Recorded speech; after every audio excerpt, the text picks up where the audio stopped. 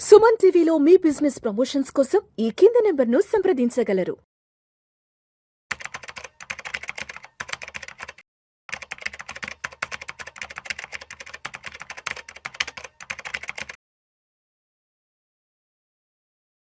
నమస్తే, welcome to Suman TV. నేను will Chakradhar.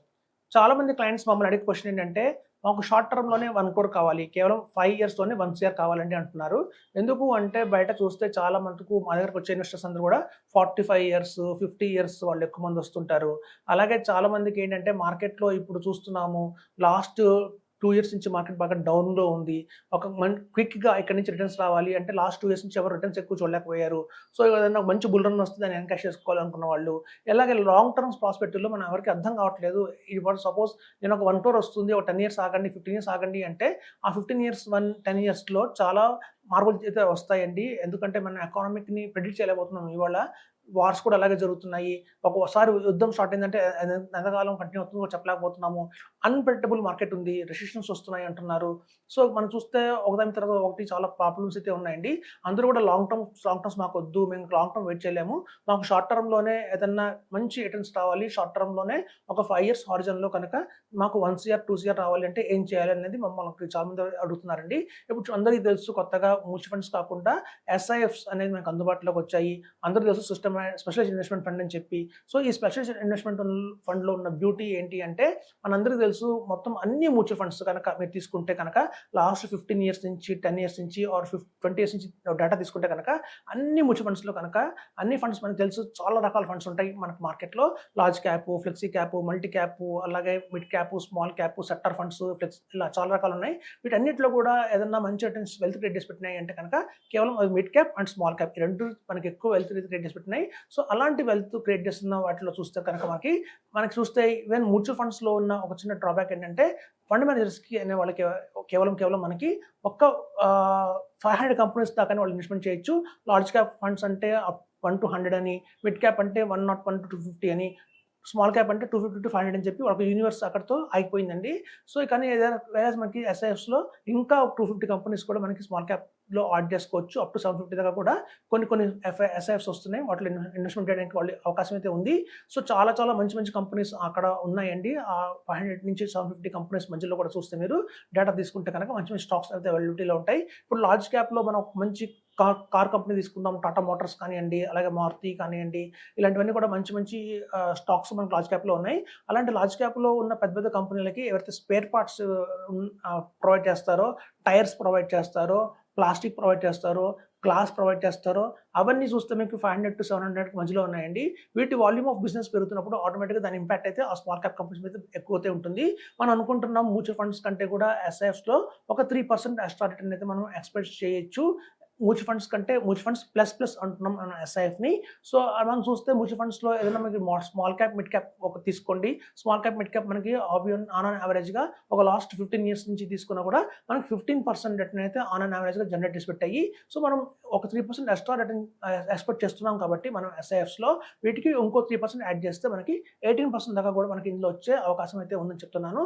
So మనం కనుక ఒక 5 ఇయర్స్ హారిజన్‌లో కనుక 18% CAGR కనుక తెచ్చుకోగలిగితే మనకి ఎన్ని ఆప్షన్స్ ఉన్నాయి మనం 1 CR చేయడానికి అనేది చూద్దామండి. ఇప్పుడు చూడండి, సాధారణంగా మనకు అందరికీ తెలుసు మినిమంగా 10 lakhs అయితే మనం SIFస్‌లో పెట్టాలి. సో మనం కనుక ఒక 30 lakhs కనుక SIFలో పెట్టి మళ్ళీ ఒక 30,000 SIP కనుక కంటిన్యూ చేసుకుంటూ వెళ్ళినా కూడా మనకి కేవలం 5 సంవత్సరాల్లోనే 1 CR అనేది మనం చూడగలుగుతాము. ఇప్పుడు చూడండి, 30 lakhs మనం పెడుతున్నాం SIFలో అంటే మీరు ఒక SIFలోనే పెట్టాల్సిన అవసరం లేదు.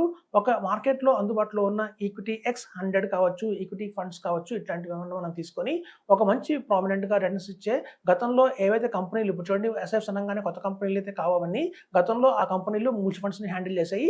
సో వాళ్ళే మళ్ళీ SIFs కూడా రన్ చేస్తున్నారు కాబట్టి మనకి ఈ SIFలో ఉన్న బెస్ట్ క్వాలిటీ ఆఫ్ 3 SIFs తీసుకొని 10 lakhs లాగా కూడా మూడిట్లో ఇన్వెస్ట్మెంట్ చేసి అక్కడి నుంచి ప్రతి ఒక్క దాంట్లో కూడా 10,000 కనుక SIP చేసుకుంటూ వెళ్తే మనకి కేవలం 5 ఇయర్స్‌లోనే 1 CR అనేది చూడగలుగుతామండి.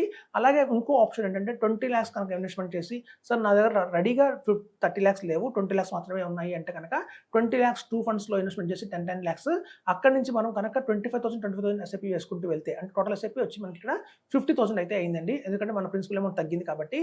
అలా చూసినా కూడా మనకి 5 ఏళ్లలోనే మనం అయితే 1 CR అనేది చూడగలుగుతాము.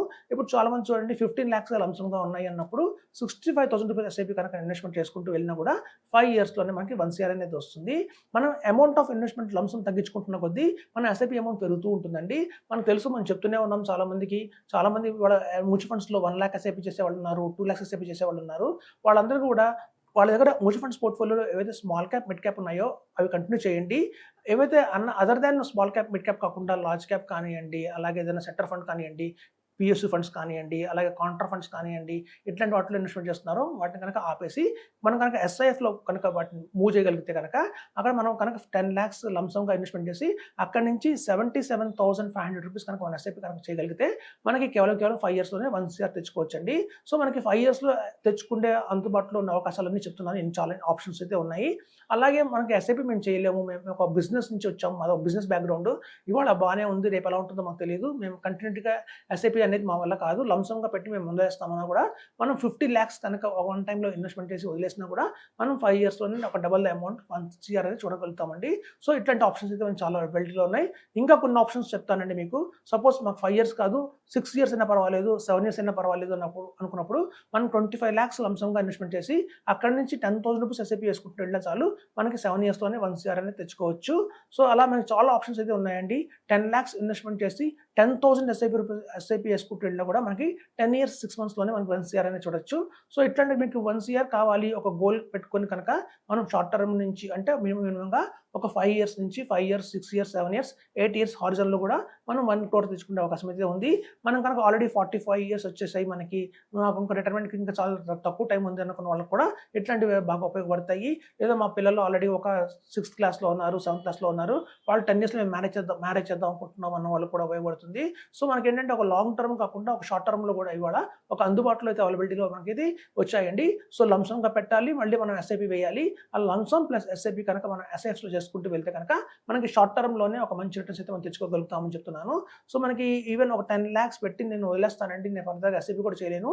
ఎందుకంటే చూడండి, మ్యూచువల్ ఫండ్స్ లాగా కాకుండా మనకి ఎస్ఐఎఫ్లో కనుక లంసంగా ఇన్వెస్ట్మెంట్ చేయాలి అంటే మాత్రం 10 lakhs వన్ టైం పెట్టాల్సి ఉంటుంది. అలా 10 lakhs పెట్టి వన్ టైం కనుక దాన్ని వదిలేస్తే లాంగ్ టర్మ్ కోసం ఒక 14 yearsలో మనకి 1 CR అయితే వస్తుంది. ఇప్పుడు చూడండి, మనం బ్యాంకులో కనుక అదే ఇన్వెస్ట్మెంట్ చేస్తే 10 lakhs మనం పెట్టి వదిలేస్తాం బ్యాంకులో అయితే కనుక ఇప్పుడు వస్తున్న హార్డ్లీ 6%, 7% రేట్ ఆఫ్ ఇంట్రెస్ట్లో మనం తీసుకుంటే 10 yearsకి మనకి దగ్గర 12 yearsకి గాను మనం పెట్టిన 10 lakhs 20 lakhs అవుతుంది. కానీ ఇక్కడ అలా కాదండి, 10 lakhs అమౌంట్ 1 CR దాకా అవుతుంది అని చెప్తున్నాను. సో కాబట్టి అదండి, షార్ట్ టర్మ్లో కానివ్వండి, కొంచెం లాంగ్ టర్మ్, మీడియం లాంగ్ టర్మ్లో కానివ్వండి, మనకి 1 crore అనేది మీరు కనుక టార్గెట్ ఉంటే కనుక ఇట్లాంటి అందుబాటులో ఉన్న ఇన్వెస్ట్మెంట్స్ చేయండి. 1 crore, 2 crores, 3 crores పెట్టుకోండి. సో ఇట్లాంటి టార్గెట్ పెట్టుకుంటే మాత్రం మనకి ఎస్ఐఎఫ్స్ మనకి చాలా బాగా పనిచేస్తుందని చెప్తున్నాను. Thank you.